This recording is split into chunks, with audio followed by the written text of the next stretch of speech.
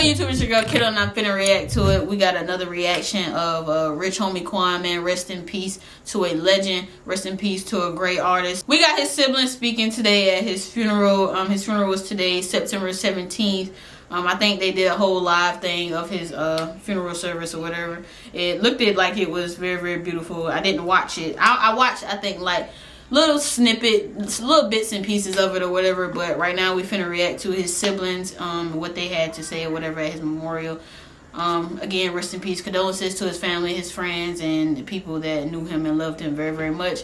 Again, he was a legend, and he definitely impacted some lives out there. But we finna go ahead and we ain't gonna talk too much. We finna go ahead and get this thing started. Y'all drop down in the comments. Rest in heaven. Rest in peace, rich homie, man. Rest in peace to a legend. Let's get it. I am Brandy Simone Griffin, and by extension, Lamar. If you know Quan, you know his motto was fam first, right next to that's right too. My dad, Corey Lamar, came... Okay. Is that how it started? Oh, yeah. Okay. I am Brandy Simone Griffin, and by extension, Lamar. If you know Quan, you know his motto was fam first, right next to that's right too.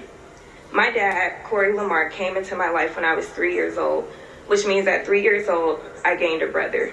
Well, two, but I wouldn't meet Duke until later. Quan and I always had a unique bond. I never would have imagined that my brother would blow up to be a global icon and legend. This is the same person who would ask me to call my mom and our dad while they were on a date night to see if he could use the car to go get me McDonald's. I never asked for McDonald's, and I don't think he was coming back with food, but they already told you about his women. This is the person who told me and Duke we were just playing boot camp in the basement, just so he could turn the treadmill up to 15 and watch us fly off. I still have the scars on my back to prove it. This is the same jokester who hid behind my parents' door for God knows how long just to jump out and terrify the crap out of me so that I could go running, screaming, and crying into my dad's arms. I never would have guessed that same brother and jokester would have such a major impact on hip-hop culture, black culture, Atlanta, and the world. Facts. But he did. I remember when Quan first blew up, I was 16. My dad had just bought me a silver convertible Beetle. I would ride up the hill to Mays High School with the top dropped to type away. Rain, sleet, hot, cold, snow, it did not matter. While I always thought he was talented and it was cool to have a brother who was a celebrity, he was never rich homie Quan to me, just my brother. I take comfort in the fact that the last conversation we had 2 days before he passed, we were starting to plan our dad's 55th birthday celebration in Miami. The last words he said to me were, "I love you, sis." We never think about the mortality of our siblings, our parents, grandparents, and other elders, maybe. But a brother at 34, never.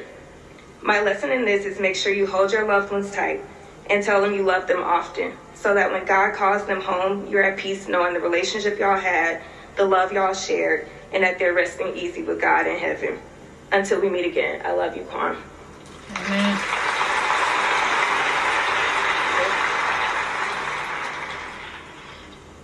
I ain't no telling what the hell these view what I ain't no damn, I can't even get it out. Ain't no telling what his siblings are going through right now, what his mom is going through, what his dad is going through, because it's like when you lose somebody to something so unexpected and tragic, it's just kind of like it hurts more than what I like to say. I like to tell myself, I would rather expect death than to unexpected, because like when you expect it, it's kind of like you prepare yourself for it, you kind of get ready, for like kind of like you ain't like necessarily prepared, but it's like you try to cope yourself to when that day may come or whatever like that.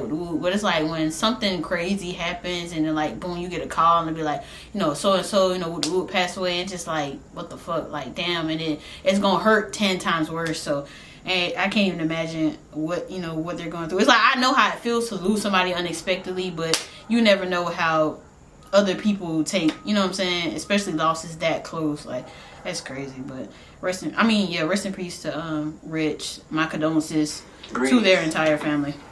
How everybody doing today? A little quiet in here, ain't it? He look just like his brother. What the hell? I'm not here to talk about no memories. I'm just speaking. Progress. The verb definition of progress is to move forward or onward in a space of time. Your life was a definition of progress, big brother. The good work that was put in day by day didn't go unnoticed. I can promise you that. When becoming a man, we must become uncomfortable with being we must become comfortable with being uncomfortable. I apologize. You was a testimony of that. Your life was built brick by brick with many troubles along the way, but count your blessings and not your troubles was the cornerstone of it all. We all appreciate your life. It gave us light that can never be duplicated. As crazy as it sounds, life isn't fair, but that's what makes it fair for us all. Now, family, as Frederick Douglass once stated, without struggle, there's no progress. And right now, we're going through a very tough struggle. We must embrace the situation in one another. Iron sharpens iron, so we may bend, but breaking is not an option. If you didn't have a reason before, you got one now. And know a journey of 1,000,000 miles begins with one single step. Rest easy, big brother. Respect. That's crazy, bro. Sampler. Is it over? Let's see what Is happens. that it? Oh, no, it's not. I was about to say Andre Mumford and Seek. I don't want to pronounce that name wrong. Sequoia? I think that's how you say it. Hey y'all. I don't really have too much to say, but the world knows I love my brothers. My brothers, the world knows. I just want to say thank you. I always bragged about him from his very first song to his last one. I was his biggest fan. Whoever he went against, I went against with him. Are those rich only coin earrings? She got earrings? That's crazy. I never seen them like that. Wherever Dre wasn't, I was. From the west side to the east side, they know me. From being Quan Crazy sister. So to everybody, I just want everybody to, if this was the message, thank you. And to my family, we gonna get better. And to them kids, I'm TT. I'm gonna forever be TT. To my brother Dre, I love you. Everybody on this front line, I love you. Second line and third line. To everybody that travel with him, thank you for protecting him and bringing him back home bring him back home. One, back to my mom. Ma, I got you. Ma, I got you. Thank y'all. Y'all, it's so like, oh my God, like I give people who speak at funerals the utmost respect because I know that's gotta be hard. I've never spoken at a funeral a day in my life, and I don't even think I could because like I just feel like I'm probably just gonna fucking break down, fucking crying. I probably wouldn't even get the words that I even want to say out. So I give people, especially them, the utmost respect for speaking about their brother and reflecting on his memories and all of the stuff that he's done for not only them but for the culture and for the world. Like it's crazy, bro. I give them the absolute utmost respect. Wow, props to them, man. I never really prepared anything to say to my brother in the casket, so I'm just gonna go. I lost my dad in 21, so to lose my brother in 24 is just, it's the hole is deeper. So to keep going forward for the kids and myself, I ain't gonna say it's gonna be easy, but I don't know how to fail. Facts. I wasn't raised on failure. I wasn't raised on quitting. My mama showed me how to love. Facts. My daddy taught me strict behavior and taught me how to get up when I fall. And Corey taught me the same things, and he also taught us how to hustle. So if we don't know how to do nothing else, we know how to keep going. You feel me? So damn, bro. It's hard. And we never had these discussions. Like me and Quan would talk about everything. We never planned on planning our funerals for each other.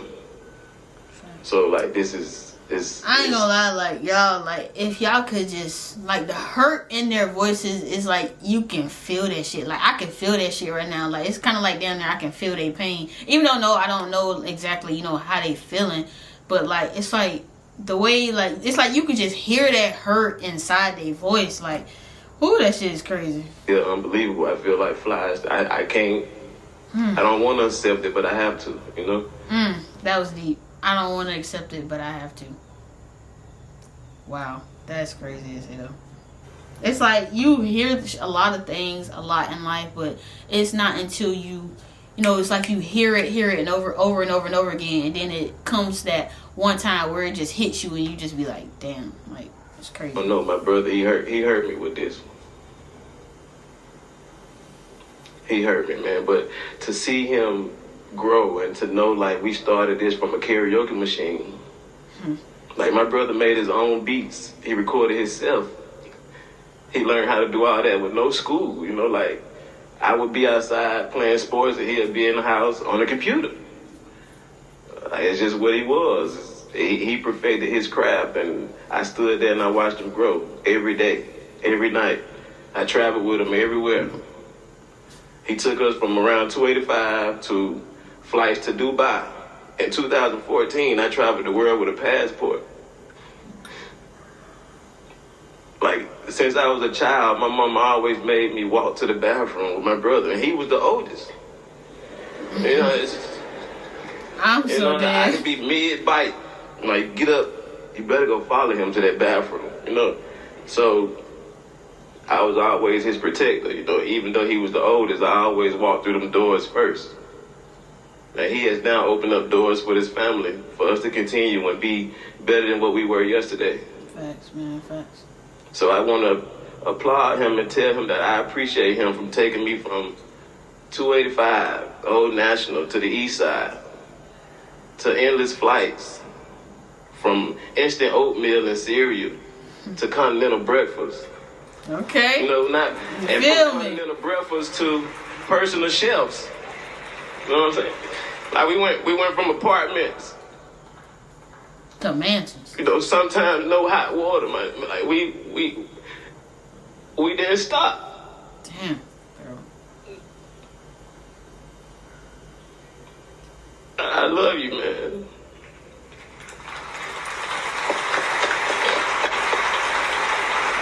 I ain't gonna lie, man. That shit crazy, bro. That shit is crazy as hell. Again, condolences to the family, or condolences to all of his friends and everybody who's worked with him, everybody who's met him in any way, shape, or form.